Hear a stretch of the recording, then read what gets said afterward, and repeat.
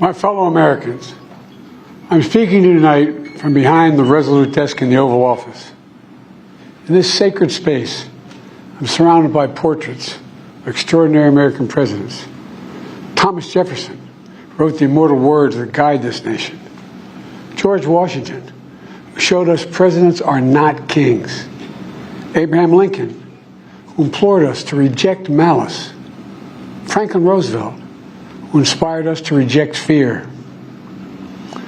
I revere this office, but I love my country more. It's been the honor of my life to serve as your president. But in the defense of democracy, which is at stake, I think it's more important than any title. I draw strength and I find joy in working for the American people. But this sacred task of perfecting our union is not about me. It's about you, your families, your futures. It's about we, the people. And we can never forget that. And I never have. I've made it clear that I believe America is at an inflection point. One of those rare moments in history when the decisions we make now will determine our fate of our nation and the world for decades to come. America's going to have to choose between moving forward or backward, between hope and hate, between unity and division. We have to decide, do we still believe in honesty, decency, respect, freedom, justice, and democracy? In this moment, we can see those we disagree with not as enemies, but as fellow Americans. Can we do that? Does character in public life still matter? I believe I know the answer to these questions because I know you, the American people. And I know this. We are a great nation because we are good people. When you elected me to this office, I promised to always level with you, to tell you the truth. And the truth, the sacred cause of this country is larger than any one of us. And those of us who cherish that cause, cherish it so much, a cause of American democracy itself, must unite to protect it. You know, in recent weeks, it's become clear to me that I need to unite my party in this critical endeavor. I believe my record as president, my leadership in the world, vision for America's future, all merited a second term. But nothing can come in the way of saving our democracy. That includes personal ambition. So I've decided the best way forward is to pass the torch to a new generation. That's the best way to unite our nation. You know, there is a time and a place for long years of experience in public life. But there's also a time and a place for new voices, fresh voices, yes, younger voices. And that time and place is now. Over the next 6 months, I'll be focused on doing my job as president. That means I'll continue to lower costs for hardworking families, grow our economy. I'll keep defending our personal freedoms and our civil rights, from the right to vote to the right to choose. I'll keep calling out hate and extremism. Make it clear there is no place in America for political violence or any violence ever, period. I'm going to keep speaking out to protect our kids from gun violence, our planet from climate crisis that is the existential threat. And I will keep fighting for my cancer moonshot so we can end cancer as we know it, because we can do it. And I'm going to call for Supreme Court reform because this is critical to our democracy, Supreme Court reform.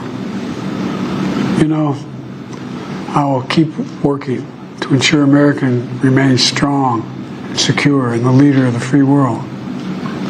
I'm the first president in this century to report to the American people that the United States is not at war anywhere in the world. We'll keep rallying a coalition of proud nations to stop Putin from taking over Ukraine and doing more damage.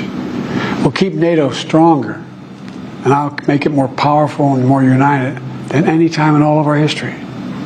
I'll keep doing the same for our allies in the Pacific. You know, when I came to office, the conventional wisdom was that China would inevitably surpass the United States. That's not the case anymore.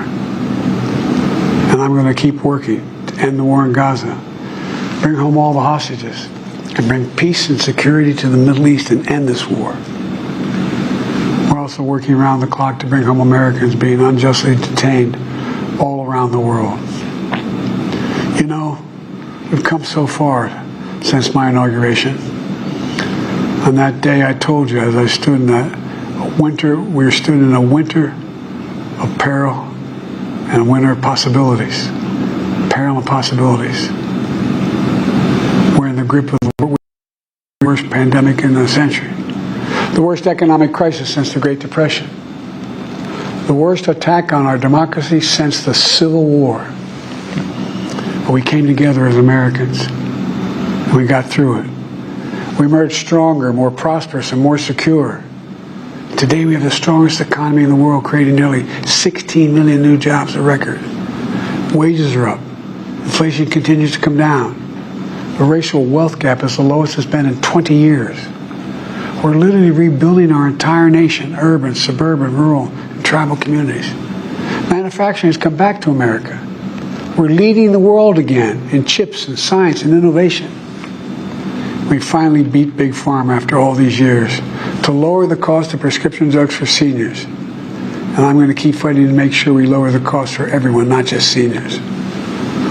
More people have health care today in America than ever before. And I signed one of the most significant laws helping millions of veterans and their families who are exposed to toxic materials.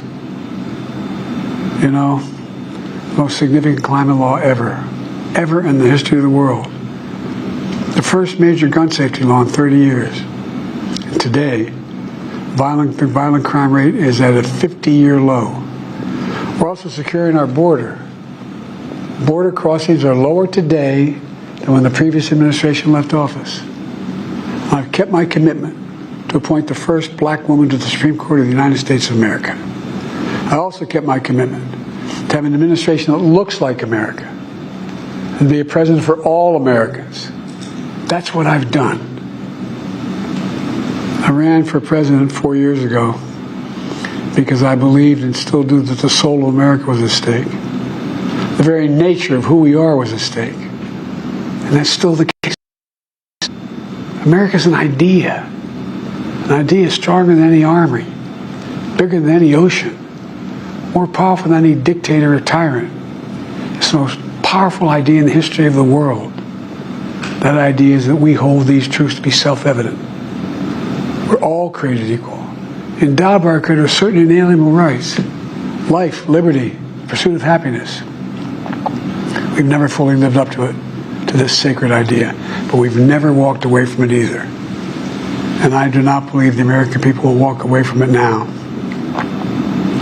In just a few months, the American people will choose the course of America's future.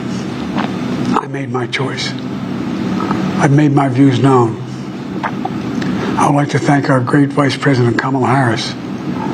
She's experienced, she's tough, she's capable. She's been an incredible partner to me and a leader for our country. Now the choice is up to you, the American people. When you make that choice, remember the words of Benjamin Franklin hanging on my wall here in the Oval Office, alongside the busts of Dr. King and Rosa Parks and Cesar Chavez. When Ben Franklin was asked, as he emerged from the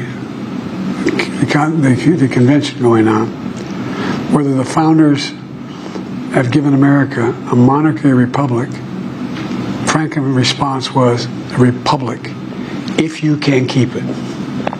A republic, if you can keep it. Whether we keep our republic is now in your hands. My fellow Americans, it's been the privilege of my life to serve this nation for over 50 years. Nowhere else on earth could a kid with a stutter, from modest beginnings in Scranton, Pennsylvania, and Claymont, Delaware, one day sit behind the resolute desk in the Oval Office as President of the United States. But here I am. That's what's so special about America. We're a nation of promise and possibilities, of dreamers and doers, of ordinary Americans doing extraordinary things. I've given my heart and my soul to our nation, like so many others. I've been blessed a million times in return with the love and support of the American people. I hope you have some idea how grateful I am to all of you. The great thing about America is here, kings and dictators do not rule, the people do. History is in your hands. The power is in your hands. The idea of America lies in your hands. We just have to keep faith, keep the faith. And remember who we are. We're the United States of America. And there's simply nothing beyond our capacity when we do it together. So let's act together. Preserve our democracy. God bless you all. And may God protect our troops.